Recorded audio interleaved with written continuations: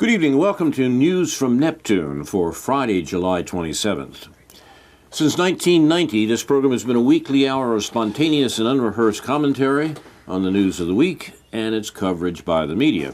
First on a so-called community radio station, and now by way of the good folks at Urbana Public Television and YouTube. Earlier editions of this program can be found on archive.org.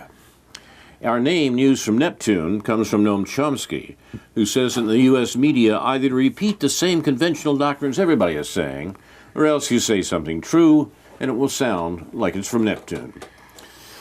Tonight, David Green and I will try to say some true things on a Senator McCarthy Redivivus edition of News from Neptune, Senator McCarthy reborn.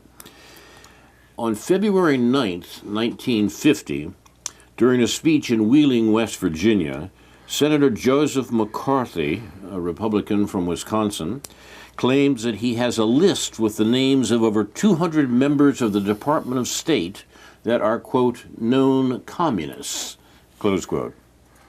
The speech vaulted McCarthy to national prominence and fed a nationwide hysteria about subversives in the American government. Speaking before the Ohio County Women's Republican Club, McCarthy waved before his audience a piece of paper. He said, "I have here in my hand a list of 205 State Department employees that were known to the Secretary of State as being members of the Communist Party, and who nevertheless are still working and shaping the policy of the State Department," close quote. Despite McCarthy's inconsistency, his refusal to provide any of the names of the known communists, and his inability to produce any coherent or reasonable evidence, his charges struck a chord with the American people, not by accident. It had a great deal to do with the post-war American propaganda campaign, remembering that the American government feared only one enemy in these years, and it was not the Soviet Union, it was the American people. The months leading up to his February speech had been trying ones for American Cold War policy. China had fallen to the Communist Revolution. 1949, the triumph of the Communist Revolution in China was the greatest setback in many ways of the 20th century for American foreign policy. And the reverberations of the loss of China, as it was called in America, was the proximate cause of the McCarthyist hysteria. The Soviets had also managed to make an atomic bomb of their own, and that confounded the predictions of American planners, and meant that since obviously the Soviets couldn't have done it on their own, we had to look for spies who gave away the Soviet secrets, the atom bomb secrets, to the USSR. McCarthy's wild charges provided a ready explanation for these foreign policy disasters. Communist subversives were working within the very bowels of the American government. To be sure, McCarthy was not the first to incite anxiety about subversive communists. Congress had already investigated Hollywood for its supposed communist influences. I mean, the attention paid to propaganda was top of the list. A former State Department employee, Alger Hiss, was convicted of perjury in January 1950 for testimony dealing with accusations that he spied for the Soviet Union during the 1930s. But McCarthy went a step further, claiming that the U.S. government and the Department of State in particular knew that communists were working in their midst. McCarthyism, as the hunt for communists in the United States came to be known during the 1950s, did untold damage to many people's lives and careers, had a muzzling effect on domestic debate on Cold War issues, that was probably its major purpose, and managed to scare millions of Americans. McCarthy, however, located no communists, and his personal power collapsed in 1954 when he accused the Army of coddling known communists. televised hearings of his investigation into the U.S. Army let the American people see his bullying tactics and lack of credibility in full view for the first time, and he quickly lost support. This was a brilliant move on the part of the Army that, as usual, was on its own trip and wanted to make sure that this controversy, important as it was for American propaganda, this set of McCarthyite charges, shouldn't bring America's premier institution into question. And once that happened, or once that seemed to be about to happen, McCarthy had to be destroyed, and he was. The U.S. Senate censured him, and he died in 1957, primarily of alcoholism. The situation is probably the first political controversy I remember in my young life, and I must admit, at this late point in my life, I am astonished to see something like it reemerge in the U.S. The past doesn't repeat itself, but it does rhyme, as Mark Twain is supposed to have said, and we're hearing a remarkable rhyme of the McCarthyist fantasies of the 1950s right now. And as was the case then, sorting out the motives for this popular hysteria is a little difficult. Cui bono, whose interests are served? And it seems to me that we are in the midst of a repeat, or at least a rhyme, of the original McCarthyism that in many ways is maybe a good deal more dangerous. The first time is tragedy, and the second time is farce doesn't quite apply here. Both are tragedies in terms of popular government, but both are farcical as well. So this is a farcical? a farcical. Senator McCarthy Redivivis is our starting place for tonight. We'll go to David Green.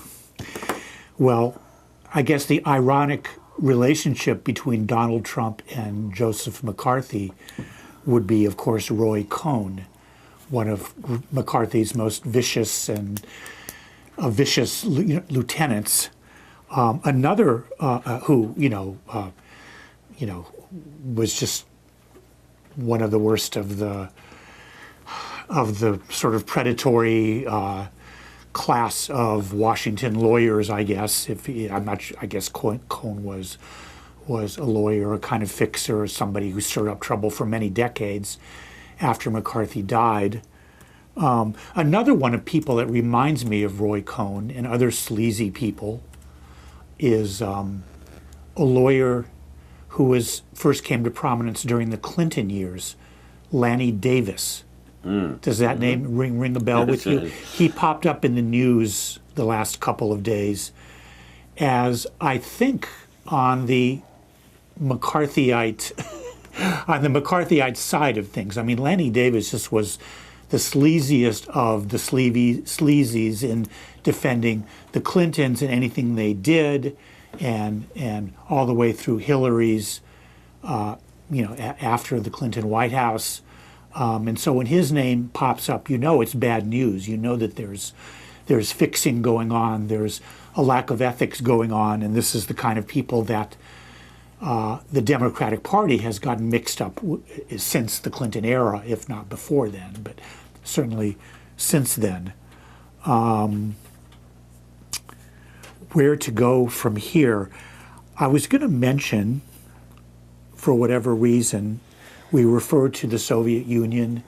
Oh, yeah, I had a letter in the paper this morning. Did you see that? I missed it. Oh, my gosh. My paper was not delivered this morning. I don't think it was just because of your letter, but it may have been. Yeah, it was about socialism, because I've been getting annoyed with all the people that are dissing socialism in the mainstream media. Let's add the text. I've got it here. Okay. Well, paper with. Take me a minute, but it seems to me you can read along while I talk. you don't want your text. No, I'm welcome to. Okay. Welcome to take a look at it. I could have brought a copy of it myself, but I'm on the right side there. Somebody else is more important than I am. I have, on occasion, praised the letters column of the News Gazette, sort of a case of malgré lui, because it's the only place in town where different political opinions are juxtaposed. And David has used that fact, so have I, that in order to say things that really aren't being said elsewhere in local media, except perhaps occasionally here. But that said, we should point out the limitations of the letters column, including the fact that the editors put the titles on the letters, not the authors of the letters. But the title that he put on my letter, and it's a new editor, David Burleson, I think his name is, actually was pretty accurate in terms of my past experience with them. Young people see the future in new light. Of course, he could have put the word socialism in the title, but or social something or other. But this was in response to a recent column by George Will saying, "Oh, we can't have socialism, and the entitlements portion of the federal budget is taking up too much money." And then there's a local guy named what was his name? Dan Metz, L. Daniel Metz. He calls himself Dan Metz now, and he wrote a letter. Out, huh? He wrote a letter talking about how American people just don't want socialism. We don't believe in that, and it's a failed thing. And of course, it's the usual trope of what about the Soviet Union? What about Venezuela? What about Cuba? What about all the places where socialism hasn't worked, where it's failed? And the sort of strategic thought process there is, well, do I want to spend my 250 words talking about capitalism or talking about socialism? Because I don't want to be defensive about things that are called socialism, like the former Soviet Union. I would rather point out, and I think it's probably more helpful to point out, that it's better to look at for what capitalism is, what capitalism does, because that's the system that we in the whole world live in now. And really, the years in which the Soviet Union existed from 1917 to 1989 were an exception to that in the 250-year history of capitalism, but they were only an exception in a kind of qualified way. And one way that's sort of interesting to look at this is that when you look at the manner in which the United States and the Soviet Union fought World War II, were allies in World War II, they basically both adopted the same government, the same state central planning government to organize production to support the war efforts, no less in this country than in the Soviet Union, no less bureaucratic in this country than in the Soviet Union, no less commandeering the whole industrial capital infrastructure in this country. For example, turning automobile factories into tank factories and plane factories, no less than the Soviet Union, although in this country, of course, under much more pleasant circumstances, since we weren't being invaded by Nazi Germany at the same time. And I point that out to point out the fact that when we talk about communism versus capitalism, capitalism became during World War II a quasi-socialistic experiment in state planning, not democratic state planning, but in state planning. And the corporate leaders of that time were happy to go along with that, as far as I understand, and as long as they could resume their capitalistic profit making once the war was won and the world would be in their control. It didn't quite work out that way, as you pointed out, both because of China and because of the Soviet Union and Eastern Europe and all that. But now that we have the world back well in hand, and that the Soviet Union is no more, the Soviet Union, which Noam Chomsky calls state capitalism. It really wasn't socialism in a very strict sense of the word, and certainly not in a democratic sense of that word. They're back into the kind of capitalistic fold. China is also, obviously.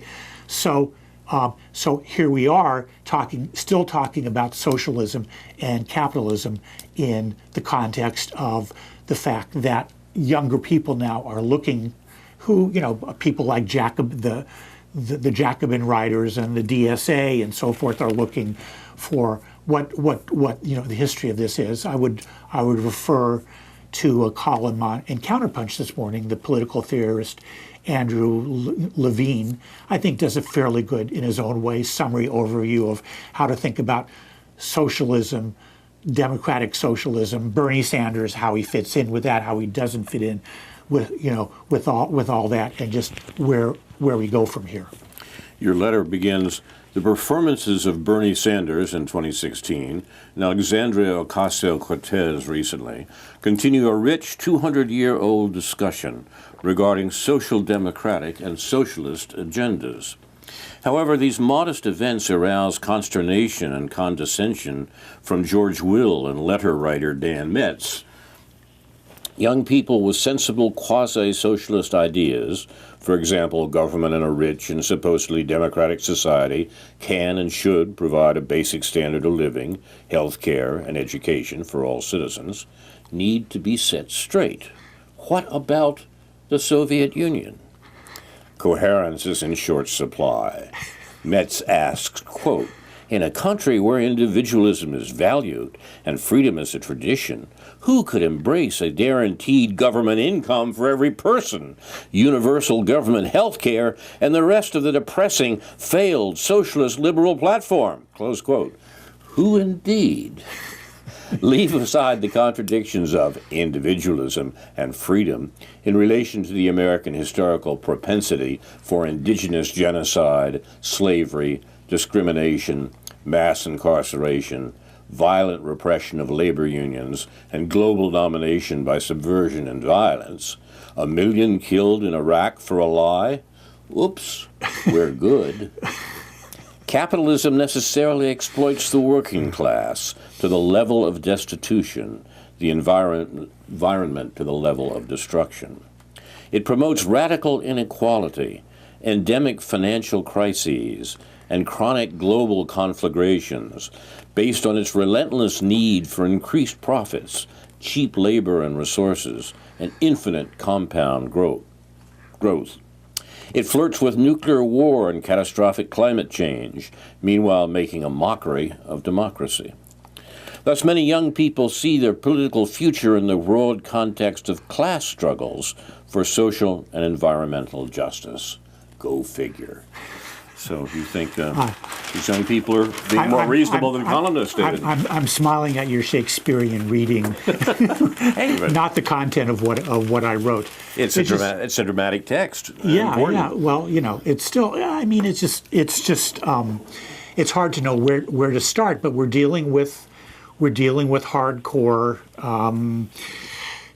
capitalist brainwashing here. We're dealing with how did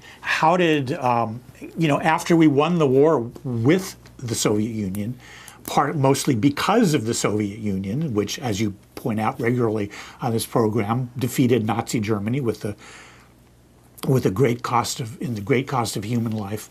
How is it that we go back? Well, it took an enormous propaganda effort in the late 40s and early 50s.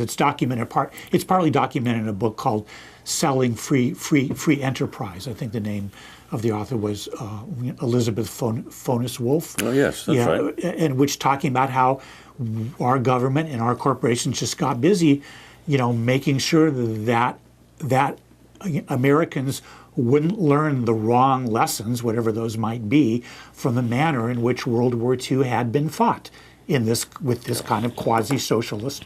And just one thing to throw in there, because it's been pointed out a couple of times recently in various contexts, what happened during World War II in this country was that, of course, there was a labor shortage in those very factories, corporate factories that had been commandeered to produce things for the war effort, and other factories as well producing consumer goods. And therefore, the workers organized. The organizing period had been, of course, spilled over from the very active 1930s. And so the World War II, something that isn't well known and really isn't talked about probably as much as it should be on the left. There was labor uprising, unrest, including among black workers who were moving north, and that scared the ruling class in this country, and that had to be put down after World War II.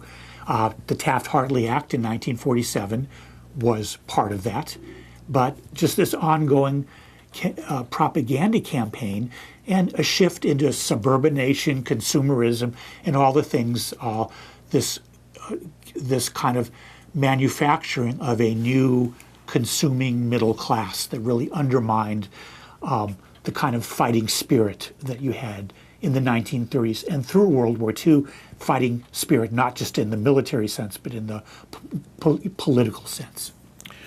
The term used by Thomas Piketty in his important book, Capital in the 21st Century, is borrowed from French political discussion. He speaks of les 30 glorieuses, excuse my French, the glorious 30 years, if you like. He's referring to the period between the end of the Second World War and the 1970s, the 30 years from 1945 to 1975, roughly. What what he's referring to primarily in reference to that is the massive rebuilding that took place after the Second World War, particularly in Europe and in Russia, but also to some extent within the United States. Now, the United States, as the only major undamaged country, the only undamaged country on either side in the Second World War, presided over this rebuilding, the glorious 30 years, both in Europe and in Asia. And it's exactly that domination that the U.S. Achieved in those years that U.S. business sees slipping away in the present day.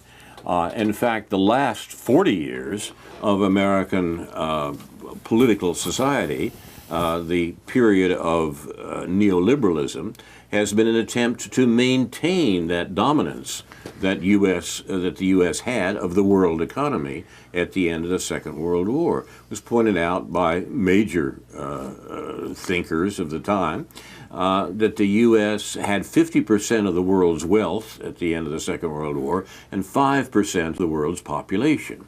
And that the task in the coming era, I'm quoting here the best account of this in a secret document from the State Department in the late 1940s, the task in the coming period, that is in the generation and two after the Second World War, was to maintain the disparity.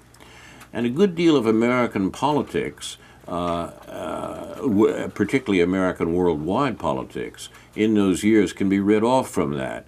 In that same period, the period from the end of the Second World War till now, the U.S. has killed over 20 million people in wars designed to maintain the disparity, to keep that control of the world economy that was given to the U.S. by the Second World War. That's what the Cold War was about. The U.S. was never threatened by the Soviet Union, neither was Europe, except, as someone said at the time, the threat of a good example, a society run for the purposes of its members, which the Soviet Union, of course, never quite achieved, but held out as an ideal. This was a situation in which the U.S. found itself in that generation after the Second World War, and the remarkable fact, as we look back on it, is the willingness of the United States to kill people around the world, in Korea, in Vietnam, in Latin America, and elsewhere, to maintain that disparity. That's what the world was appalled at and continues to be appalled at, and the reason that the majority of the people surveyed around the world say the greatest threat to peace for the United States comes not from Russia or China, or even from Latin America, like Cuba, but from the United States. That's the real danger in the world. There's nothing nothing more than reasonable and straightforward on that history. The only people who don't understand that history are Americans who have been subjected to the world's most extreme propaganda campaign, most extreme propaganda system that ever existed, the American media. And so most Americans are shocked to hear that the rest of the world thinks that the United States is the greatest purveyor of violence in the world today, and chalks it up simply to a generation ago communist propaganda, today to terrorist nonsense, because of course that can't possibly be true. As David said in his letter, we're good, aren't we? We're good, yeah. You know, a lot of ways to go with this, and probably mostly reiterating things that have been said on past shows. Excuse me. One thing about the Trente Glorieuses, we were a lot poorer then than as a country on a per capita basis than we are now. And it's important for people to understand that in 1970, the real per capita GDP in relatively current, as of now, dollars would have been something like $20,000 to $25,000 in this country. And now, in real terms, it's well over $50,000. It's at least twice or more than twice as much. That means in real terms, people are, the average workers producing twice, or the average person, if you average out everybody's work, everybody's labor, is producing twice as much stuff. How, and then there's all kinds of problematic things in terms of the way we talk about the stuff that we're actually producing. Exactly. I mean, a prison guard produces something as well as a factory worker, so on and so forth. But still, as a gross understanding, it's important for people to understand that. And I was looking back at some of the sort of demographic data, because we think of ourselves as not being able to afford stuff, not being able to pay for stuff, when again, these things are mainly a result of the fact that in the years after World War II, capital was allocated significantly by the state, whereas now the allocation of capital, it's still allocated significantly by the state, but Wall Street finance wants to allocate much more capital than it did at that time in the ways that it pleases to. And to understand that, you look at what the demographic aspects of the baby boomer movement was. By baby boomers born from 1947 through 1964, that 17, 18 year period, by the time the late 60s came about, they were basically all in school or higher ed. They were 40% of the population at that time. They were 70 or 80 million of a country of 200 million as we approached the end of the 1960s, early 70s. And guess what? Education was free. Even higher ed was free. We can afford that in a country in which the real GDP was less than half of what it is now. So yes, a higher percentage of people may be going to college now. People may have to pay for preschool more than they did then, so on and so forth. You can qualify this in all kinds of ways. But it's nothing but decisions by the property class, by the capitalist class, in terms of how the government is to work in relation to the entitlements that people should be rightfully allowed, or to make entitlements into kind of a bad word, in which we think of ourselves now as being poor, in which we are definitely not poor. We can afford all the things that we could afford then. Healthcare is a different, we never had socialized healthcare in the way that we should have it. But when people say we can't afford healthcare, where's the money going to come from? Who's going to pay for it? This just obscures important understandings of the fact that it would be less expensive on a socialized basis than it is now. And we have to think of that in terms of how the society allocates its resources. Sure, it shouldn't be done the way it was during World War II. to fight a war. It should be done in a much more democratic way. But still, the resources are there. We just have to be organized, as we were talking about before the show, in terms of dealing with the necessary allocations of resources first. And I think it's important to see that the foreign policy explanations that Americans have heard since the Cold War, and particularly in the last 15 years, are in aid of a system that moves money into the hands of the rich. The reason the U.S. Is conducting its wars around the world is to maintain the sorts of situation that came out of the Second World War and the Cold War, the concentration of wealth in the hands of the few, the 1%, as they've been called recently. The real difference between the economy of the United States in Trente Glorieuses in the generation after the Second World War and in the last generation is the concentration of wealth. Concentration of wealth into fewer and fewer hands. There is a statistical device called the Gini Index, named interestingly after a fascist economist, but nevertheless an economic measure of the concentration of wealth. What's happened to wealth in the United States, particularly in this last generation, is that it's moved upscale. It's been concentrated, that inequality has grown rapidly in the United States. The concentration of wealth in the hands of the few at the top of the scale is not only growing, it's accelerating throughout that period. And that, even though, as David points out, the measure of wealth, if you like, for Americans has increased. Most Americans are aware in which their own life chances and their own possibilities of achieving a more comfortable lifestyle have been confiscated. That's what produced Donald Trump, the notion that the growth in inequality meant that the sorts of possibilities that seemed open in the first generation after the Second World War, and were in many ways, weren't open anymore, that they'd been closed down by the American economy in the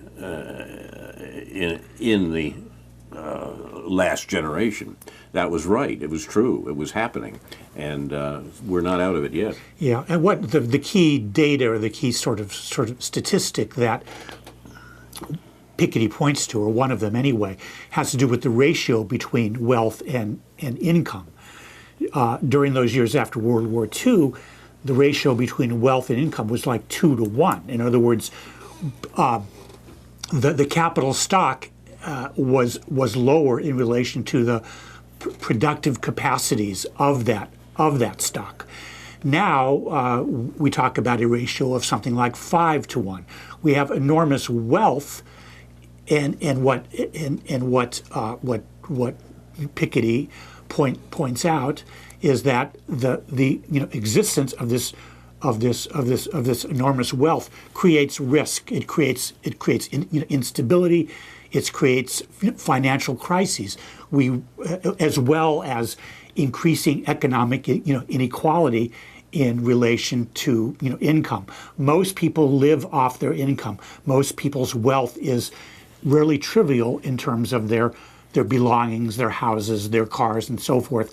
Maybe a retirement pension fund, which isn't really wealth in the sense that it gets cashed in for income at a certain point in one's life. The real wealth is the people who have money in the stock market and keep money in the stock market, the millionaires, billionaires, and so forth, and their assets of other kinds, including offshore assets in terms of tax havens and so forth. So this accumulated wealth really becomes a kind of burden to the productive process. That money doesn't have necessarily anywhere to go to continue gaining the 3, 4, 5, 10% returns that wealthy people expect from their wealth. So they start speculating on it. They start taking risks.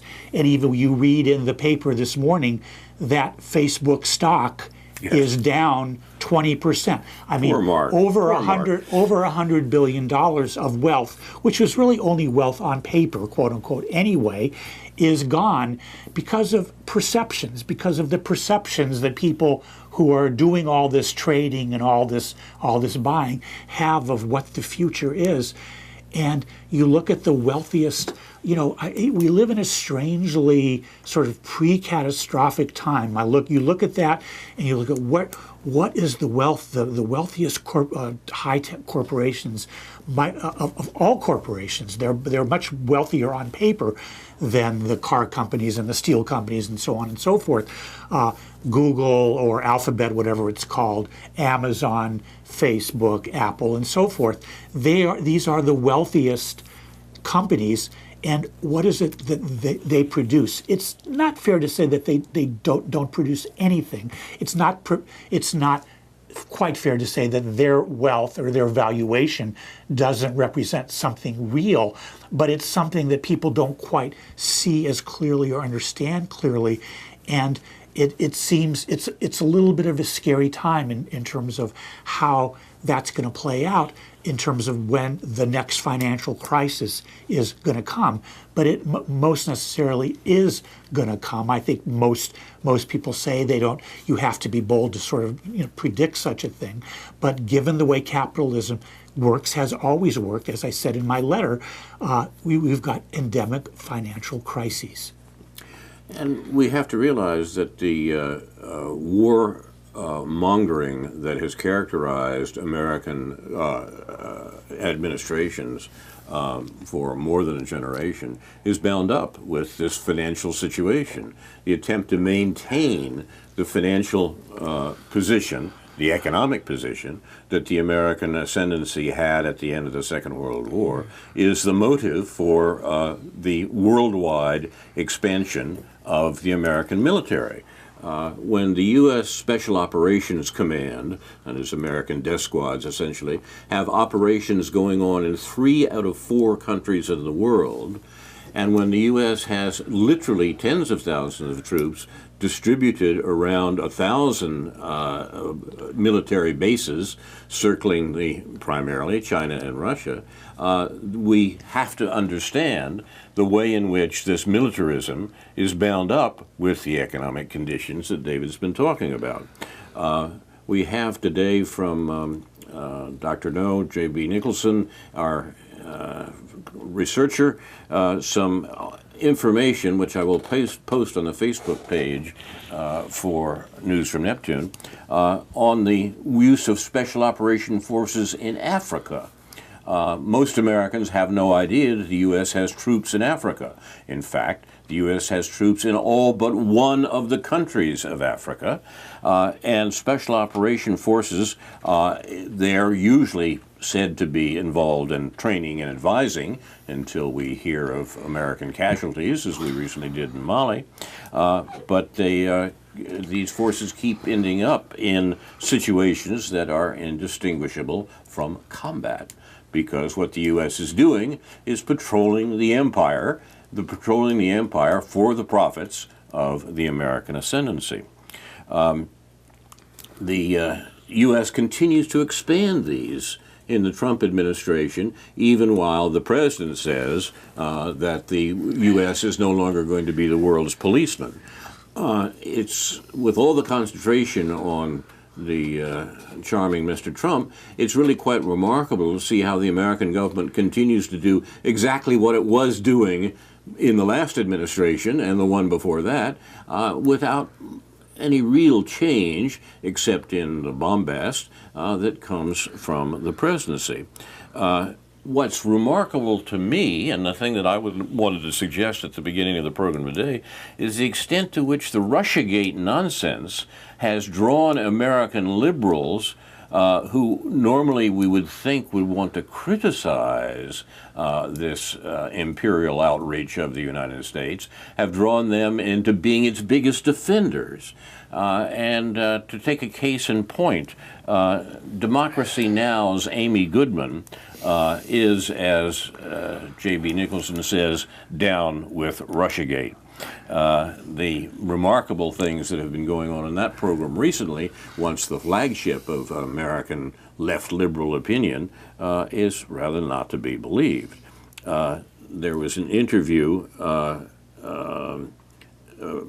on Democracy Now! Referred to by Ray McGovern. Ray McGovern is an ex-CIA man who is a principal figure in a group of ex-Foreign Service critics of American policy of war and exploitation. On a program called Crosstalk with Peter Lavelle, he had the following conversation, which I thought was particularly striking. Peter Lavelle says, "Ray, what do you make of this story here? Because the timing is very interesting. A woman, Maria Butina, is being charged for not registering under the FARA, the Foreign Agents Reporting Act, law, which I find quite interesting, because about half of Washington, D.C. does some kind of influence peddling for foreign governments, and they're not registered as foreign agents. Is she, Maria Butina, just being picked out because she's Russian?" Ray McGovern asks, "Well, Peter, first, full disclosure, I want you to hear this from me rather than from the FBI. I may be a co-conspirator very quickly because I have met Maria Butina." This is the level at which this has gotten in Washington. Lavelle says, "Oh, my goodness. Oh, wow." Ray McGovern says, "There may even be a picture of me alongside her." And Lavelle says, "I thought you were glowing, i.e. radioactive. Go ahead." It was in an evening meeting, an evening lecture of the Committee for the Republic, a very nonpartisan, actually mostly conservative group. And I met her with about 100 other people. There were a lot of people who had dinner together that evening, so that's number one. Number two, I attended the hearing last Wednesday when she came in her orange suit, i.e. she'd been arrested. She was there and was denied bail on the pretense that she was too dangerous a person, that the FBI, what she used to do is give parties at American University, as a graduate of American University was describing the other day. The FBI did not have it in their capability to prevent her from getting into a Russian embassy car and being spirited out of Dulles Airport to Russia, unless they arrest her. Number three and last, I've been watching, analyzing, reporting on Russia for 55 years. I was chief of the Soviet foreign policy branch of the CIA. I am unabashedly in favor of a better relationship between the United States and Russia. I'm also appalled at the Russiagate drivel that is coming out from all ends now.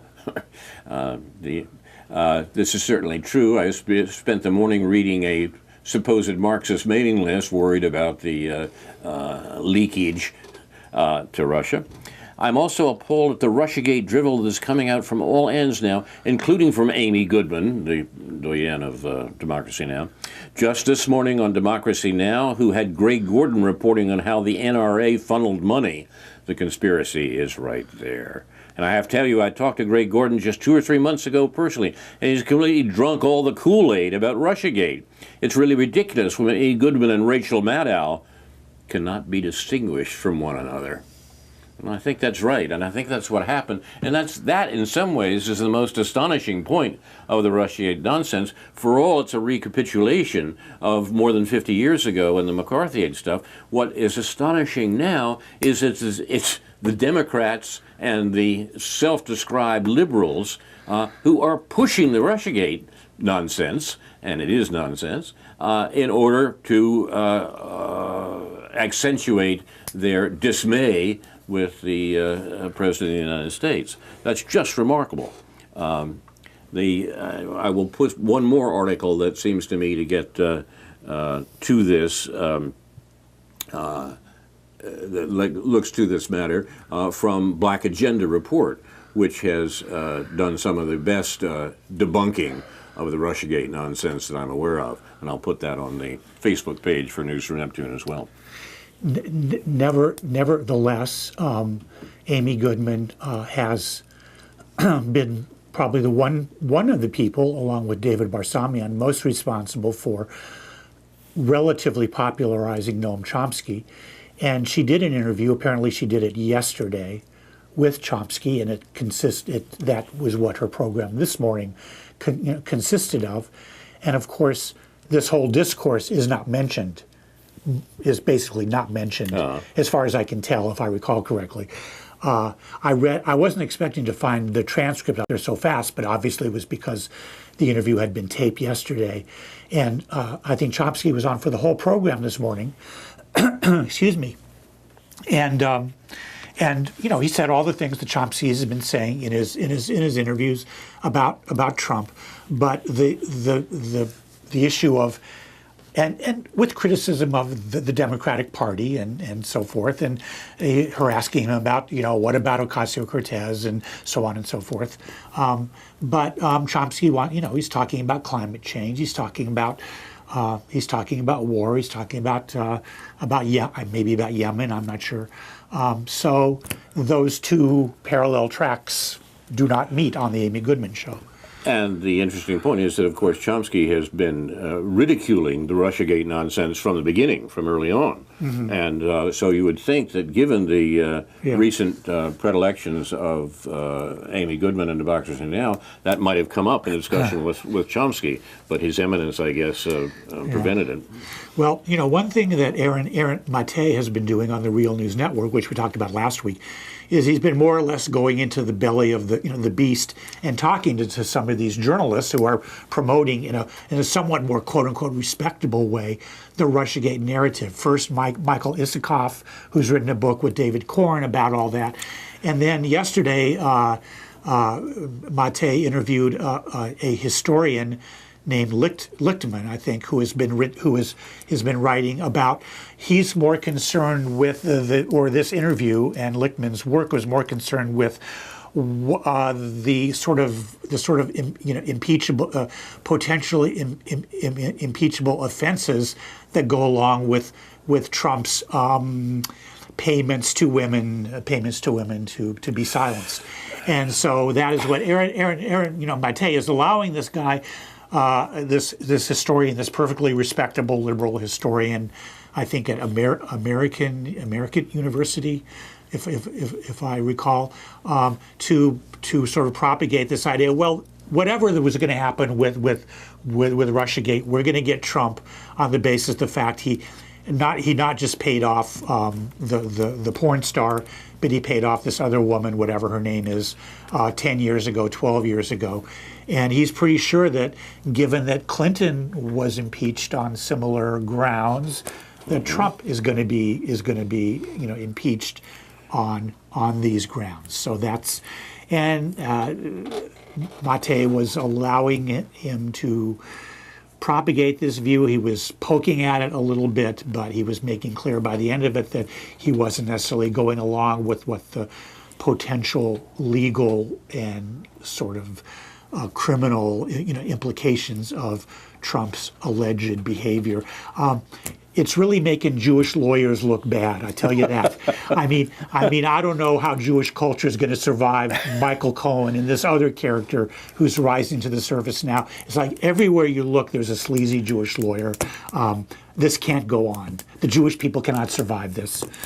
Somebody else is making look bad are television comedians. That is one of the more remarkable canaries in this particular coal mine of Russiagate, it seems to me, in that, in a way that wasn't true. Of course, there wasn't the same sort of milieu in the 1950s, but that American popular culture, and I'm referring here particularly to late-night comedians and so forth, are down with the program in Russiagate in a way that I never would have expected. I mean, the knock against these people was that they were dangerous West Coast liberals, a few years ago, and all of them are now screaming for the blood of the metaphorical blood, at least, of the chief executive of the United States on the grounds that he's a Russian agent.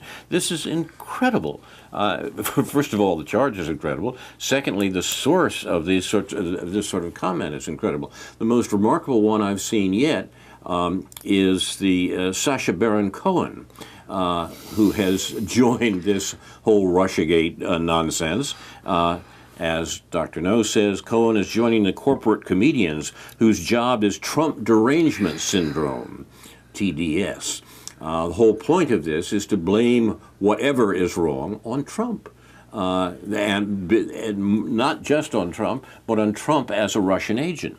Joining the ranks of Noah, B., Wolf, and others, these various comedians, as The Resident points out, if you want a Hollywood job, you toe the Trump derangement syndrome line, or you're marginalized out of a career.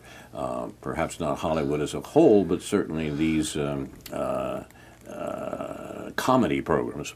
Unlike the fabled jester, not one of them has the spine to call out what's really going on. Now, it seems to me the corruption of American political discourse is shown by these popular programs and by supposedly social critics like Baron Cohen. The amazement that sits upon me is an amazement at the effectiveness of the Russiagate nonsense and its combination with Trump derangement syndrome. We need to talk about real politics, people, not this nonsense. Yeah, I didn't read that much about it, but apparently Baron Cohen sort of lured this fellow into this kind of a practical joke, which got him to say some racist things. And right. I can't believe this guy, this congressman, Yes. resigned. Yep. Because, I mean, that's so cowardly. It's like, okay. I mean, he made a fool out of himself, but that. I mean, he must have some other skeletons in his closet if he resigned just because of that. Yeah, I think it was more than made a fool of himself, but he made a fool of himself in views on race that he held all along, and that Cohen managed to get him to externalize. I mean, I'm sure he's a total jerk if he went along with this, but it's like, at some point, somebody, I don't like it when people do stupid things and reveal themselves to be that way. But the question is, what's the bar for actually having to resign from office? It's very, it's just I don't know. But there is an interesting shift here that is going on in American politics, and that is greatly encouraged by the Democrats, greatly encouraged by the Clinton campaign. And that is to move away from questions of war and the economy to questions of race and discrimination. What we have here is the institutionalization of the identity politics that arose more than a generation ago in the United States. The Clinton campaign relied on that sort of identity politics to condemn the basket of deplorables in order to avoid the questions of economy and society that were being raised, however erratically, by the Trump campaign. Trump won this last election because of his criticism of the military and economic procedures of the previous administration, the Obama-Clinton administration. Now, those criticisms were not very clearly focused. They were not well expressed. They were often contradicted in the Trump campaign, but Americans who understood how their own life chances had been confiscated in an administration of hope and change, and then looked around to the successor of that administration and heard only the fact that there's some racists and white supremacists out there, and you've got to vote for Mrs. Clinton in order to vote against the racists and white supremacists. These people knew that that's not what was going on in their lives, and the result was the Trump presidency. Amy Goodman did another strange interview earlier this week with a historian who's documented white supremacy, white movements, and it was strange for the reason that she was just lumping the whole Waco Timothy McVeigh thing into the whole white supremacy thing, very, very carelessly, I think, in a way that gets at what you're talking about.